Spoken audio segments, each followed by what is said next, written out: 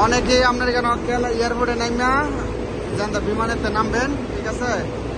এই যে এই বাস স্ট্যান্ড থেকে এই বাসে দিয়ে কেলে যেতে পারবেন কেলা এয়ারপোর্ট।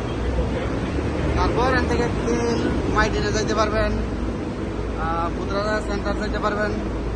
এই জায়গা থেকে তিনতলা থেকে ডাইরেক্ট নিচতলায় এসে পড়বেন। নিচতলায় আইলে এভাবে আপনার একটা সাইনবোর্ড আছে, আর এনে বাস থামে। এটা হলো এয়ারপোর্টের ভিতরে। আপনারা যারা যাইতে চাইতেছেন আপনার এয়ারপোর্ট থেকে এই যে